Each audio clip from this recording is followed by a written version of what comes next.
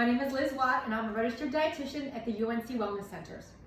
It is back to school season and I am getting ready with all the foods that I can get ready ahead of time to make the mornings smooth. And who doesn't like a good breakfast sandwich? Who wants to make it in the morning? Not so much. So I have a really easy recipe for you today, and we're gonna make them in batches. We're gonna make about 6 sandwiches so you can have them in the freezer ready to go for those crazy busy mornings. We're gonna start with 6 whole eggs into a bowl, and then we're just going to hopefully not get shell in there. We're gonna just whisk these up. You can use an electric mixer if you'd rather. I'd rather just use my whisk. You're gonna whisk these eggs together, and you're gonna use about a tablespoon of milk. We're gonna whisk these around. They're ready to go. You can see it's all just with eggs. Like you're gonna make scrambled eggs. I have a pan here, just an 8x8 brownie pan that I'm going to use to cook them in. So I have these whisked, ready to go. I have generously sprayed my pan. The oven is preheated to 325. I'm going to do a little salt, a little pepper, and then pour it into our pan. So we're going to cook this in the oven for about 18 to 20 minutes at 325. And once that is done, I'll meet you back here for the next step.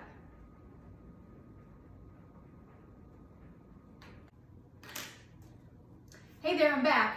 So I took my egg out of the pan, let it cool, and then I put it on a cutting board because we're gonna go ahead and cut it into 6 pieces. So I got a third, and then I'll just cut that in half. So I basically have 6 kind of rectangular pieces. Now is when you get to customize. So I have a couple different things here. My son really likes blueberry English muffins. Kind of weird to put eggs on that, but you know, to each his own. So we have an egg that we're gonna put on there. I have some provolone cheese that we're gonna put on there. And then we're gonna put a piece of ham. And then you're going to cover it up. And there you have your egg sandwich. If you're gonna eat it right away, you might wanna pop it in the microwave to help the cheese to melt, or pop it in the oven for about another 4 minutes or so just to help it to get the cheese to melt. Excuse me. But if you're gonna be like me, you're gonna make these ahead of time so you can get them out of the freezer for those busy mornings before school, grab some aluminum foil, put it on there. We're gonna wrap it up. I'm going to take my Sharpie and label it, and I'm gonna put ham on here so we know that this one has ham on there. And then I have a freezer bag that I'm gonna load them all up into and put them in the freezer, and then that morning of, you can go ahead and grab a sandwich out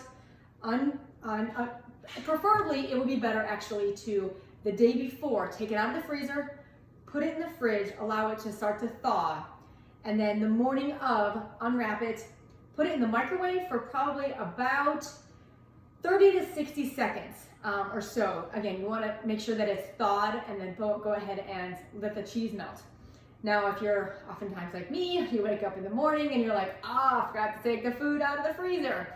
You can go ahead and put it in the microwave. You can undo it from the aluminum foil, put it in the microwave, and it probably will take you maybe 90 seconds to 2 minutes or so to get to thaw out. But you want to do it on medium power, because if you do it on full power, then it's going to probably get too hot.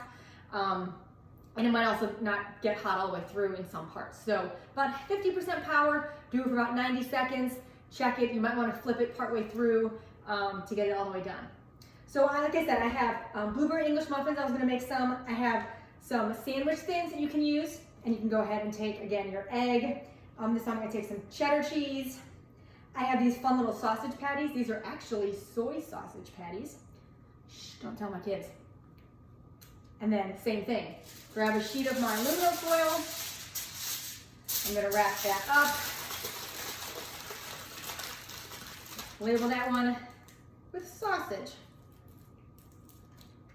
So it's whatever you want to make of these.